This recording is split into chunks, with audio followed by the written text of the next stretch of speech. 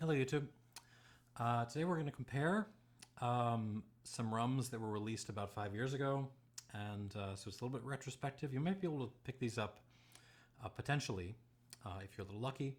So we have the St. Lucia series from Ed Hamilton. This is the 2006 8-year-old versus the Forsyths Worthy Park release from Habitation Velier under Gargano.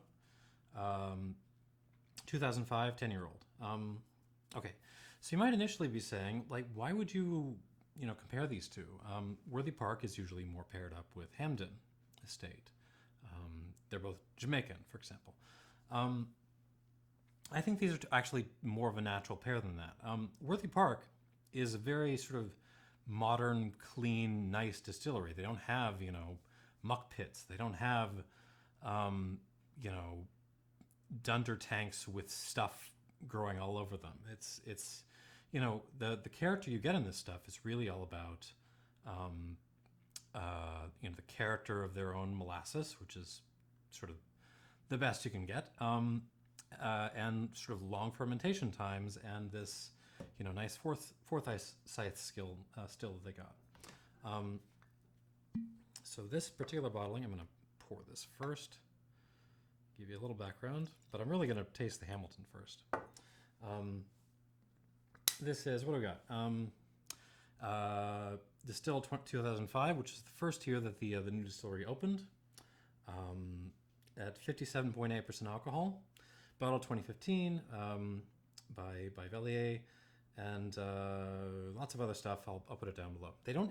Interestingly, they don't tell you the mark on this, or anything like that. So I wonder if this is actually, was it made like before they actually had marks at Worthy Park, or was it a blend of sort of different marks that they had around? I don't know, but there it is. Okay, so and against that is the St. Lucia. So St. Lucia is a little bit like Diamond Distillery in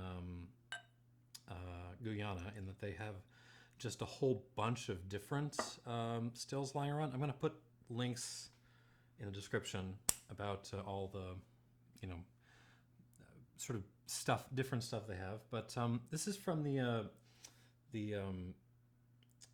what's it called? The Vendome still, which they got from when in Trinidad, Angostura, who I think they were owned by the same people at the time. Angostura was playing around with this Vendome still, which is a hybrid still. So it's something you can use as a kind of semi-column still, but I think they've set it up for pot distillation. Angostura played around with it, didn't like it, and sent it over to St. Lucia, where they've got it working alongside a bunch of other stills. But this is entirely from that. Let's see, distilled 2006. There's a whole line of these. Bottled 2015, 62%, 62.1% alcohol. And I'll put more information down below. Okay. Both sort of very modern, nice, clean distilleries. This one's piping in its molasses from somewhere else, but they're both using, long fermentation times to get their funk. No, shenanigans with acid tanks or anything like that. And you would think they would be very different, but actually on the nose, these there is actually a lot of similarity. The Hamilton, so we got Ed Hamilton versus Luca Gargano here. The Hamilton is sort of rusty pennies and a couple of vanilla beans,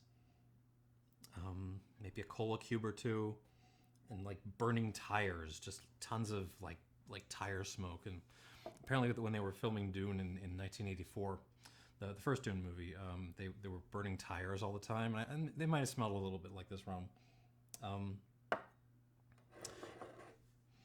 Worthy Park, a little bit more high-toned, still has that sort of rusty note, more on sort of black licorice, kind of brininess, almost a little kind of like incense note. and like more like tires, but fresh tires this time. Okay, back to this guy. Yeah, just kind of a hair bit more wood coming through, even though this is younger. This it also has a little bit more wood coming out. Fennel, a little like mixed olives, black and green. Kind of an old motor oil thing. Let's see what's going on the palate.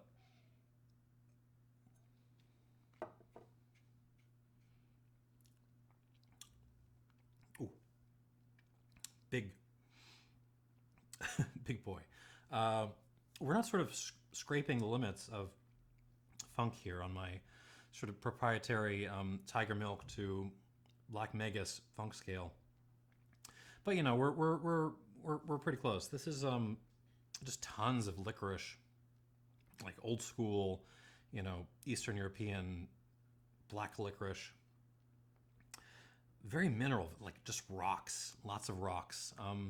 Olives, seawater, tar, tons of tar. Kind of a coal smoke thing.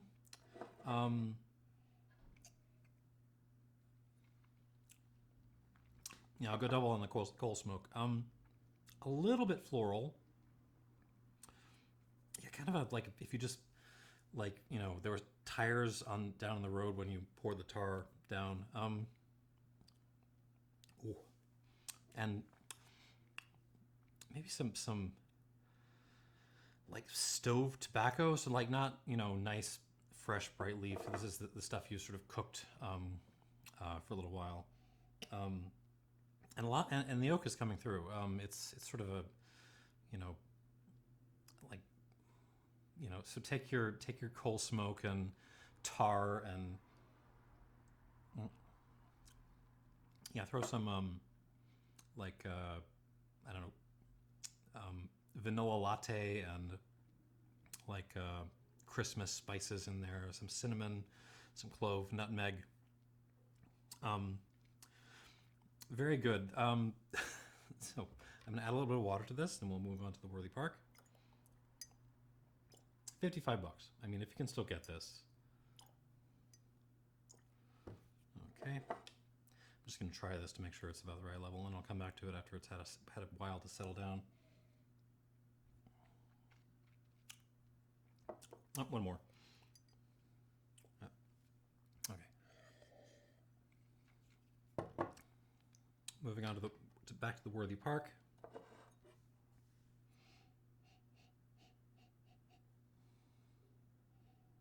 Yeah, the incense note is big, but also licoricey. Yeah, they're more similar than they are different. These are kind of in the same universe, even though they're occupying different aspects of it. A little sort of a vanilla bean thing, just less so than this. Less aggressively oaky. And like a fruity wood smoke. Like don't think like hickory or even oak or something. It's more like apple wood or cherry wood coming through. Maybe a little bit of tea, like some kind of black tea, maybe Darjeeling. On the palate.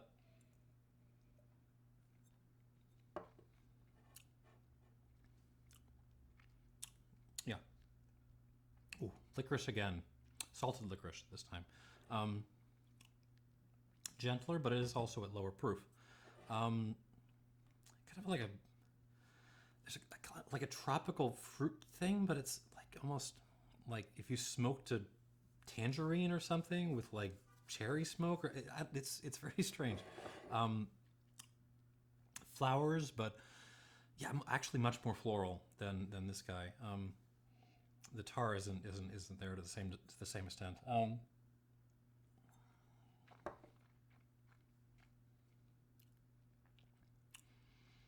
Yeah, like fruity, like fruit smoke flowers.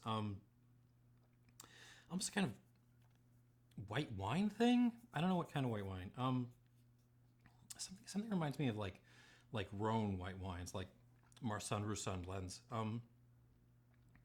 Honey, like an aromatic honey, like a clover honey maybe. Little wood spice. Again, that's a little bit of tobacco too here, but less, not stove this time. It's more like, just fresh, bright leaf, like just yellow straight up Virginia tobacco. A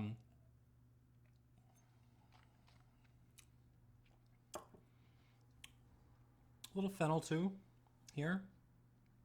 A little bit grassy, which I like. And brine. Yeah, did I forget brine? There's a little brine in here. Okay, I'm going to add water to this too. We'll go back to the Hamilton. Let me add 4. Okay.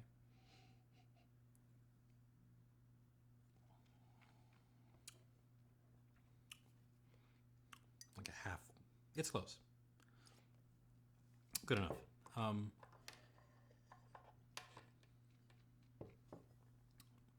Okay. Now that this guy's had a little bit of a chance to rest, let's see what comes out. And the thing is, usually with pot still rums, you want to give it that little bit of water because there's going to be that extra complexity that comes out. Like these are dense spirits, especially when they're sort of high ester stuff. These aren't super high ester. This is a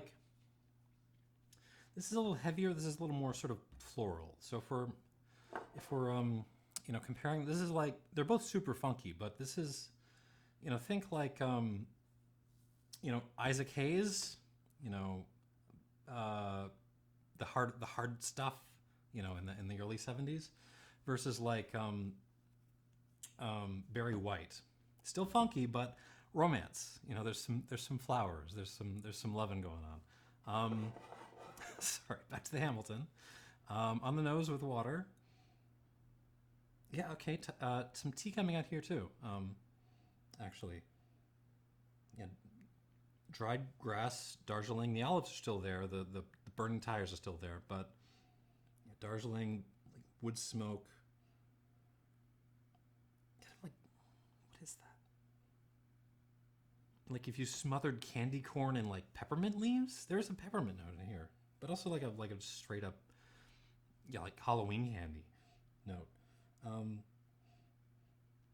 Bananas, like unripe bananas, like the super green ones. Like a little, what is that? Like one pineapple slice, just a little note of pineapple in there.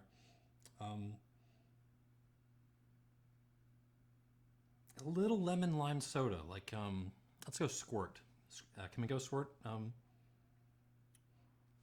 With water, it becomes like a little bit sharper, a little bit more crystalline. Like this sort of turns into a weapon now, which I like. Maybe a little like smoky rock candy or something like that. Little, yeah, like along with the squirt, a little bit of actual lime in there, maybe. Seawater, motor oil. It smells like high ester pot still rum. Like this is my happy place, honestly. Okay, let's give it a try on the palate.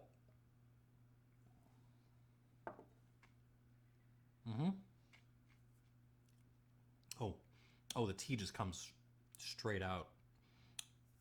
Yeah, like Darjeeling, and what is that? Really expensive Chinese black tea, whatever.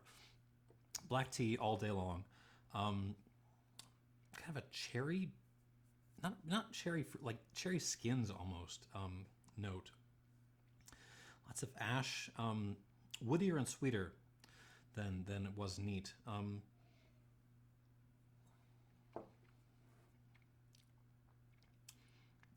Wood smoke, coal smoke, cigarette smoke, anise, vanilla, like nice vanilla ice cream. Like when you pay like $6 for the pint. Wood spices, a little bit of like tarry orange, like this time you poured some of your road tar onto an orange. The only thing that's bothering me with this is the wood is a little bit aggressive. It's a little bit coming out. It's coming out a little bit too much for my tastes. This is still tremendous for like $55. I mean, come on. I'm gonna give this 89 points. I think this is terrific. Buy a zillion bottles if you can still get a hold of it. Anyways, moving back to the Worthy Park, the Velier. All right.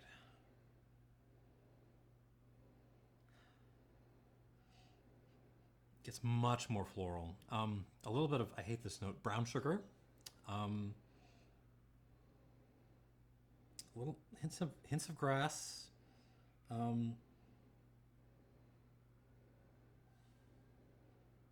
Like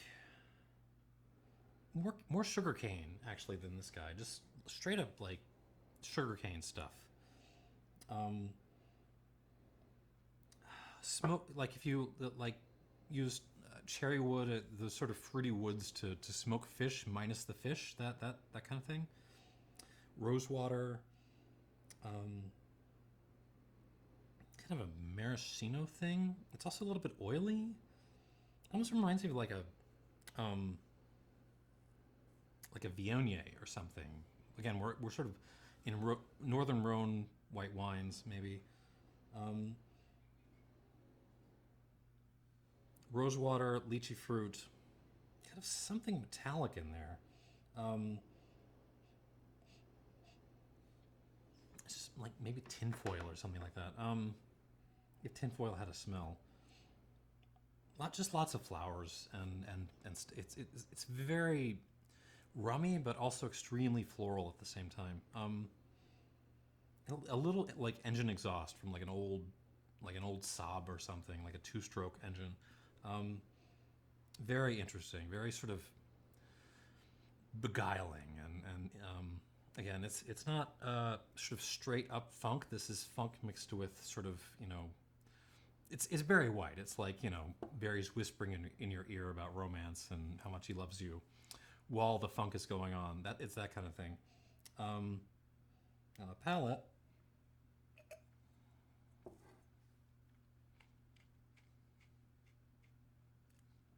Super clean. Super clean. Still a little grassy. Fennel. Brininess, seawater, like, you know, concentrated seawater. Gunpowder, big time. The tea note again, definitely, like just chowing down on Darjeeling leaves.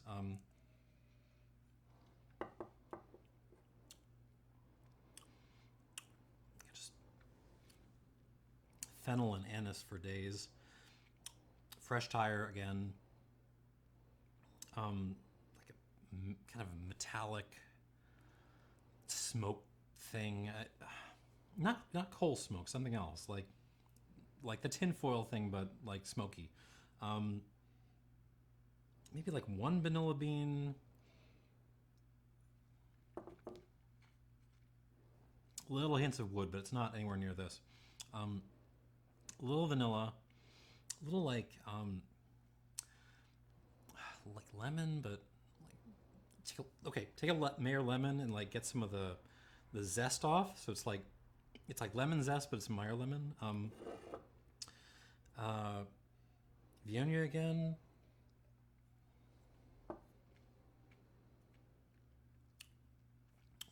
Really Viognier. Actually, almost like a Gewürztraminer, like Turkish Delight.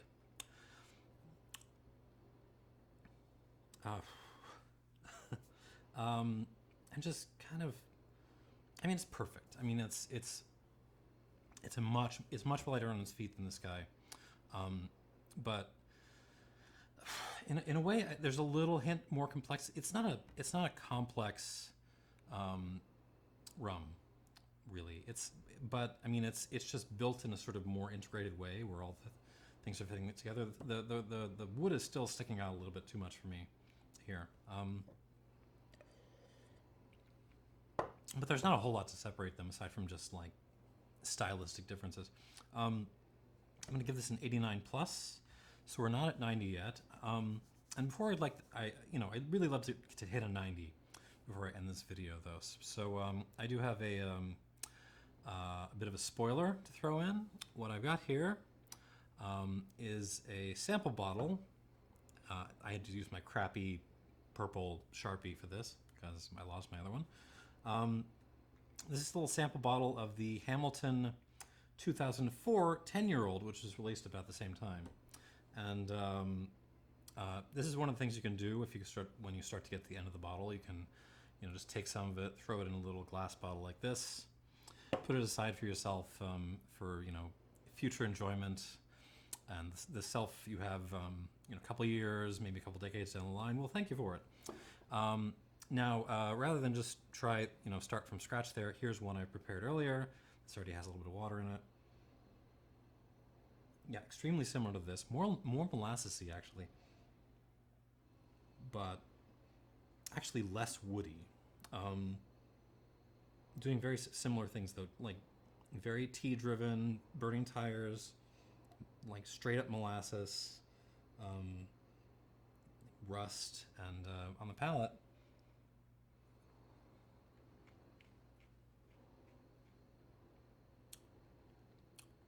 just a little bit more integrated than this.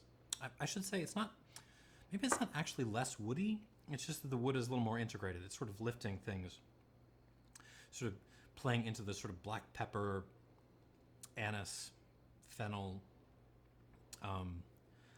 coal smoky, tarry thing this is doing. I would give this a 90. So, one more time, 89 plus, and for my little leftover sample bottle of the Hamilton 2004, this gets a 90. That's all I've got. These are all, if you can get a hold of them. I mean, $85, a little pricey, but I mean, you're getting what you're paying for. This is the real steel, and so is this to some extent. Although you are getting a different style. This is actually, quite delicate and nice. That's kind of all I got. So thanks for watching, and cheers.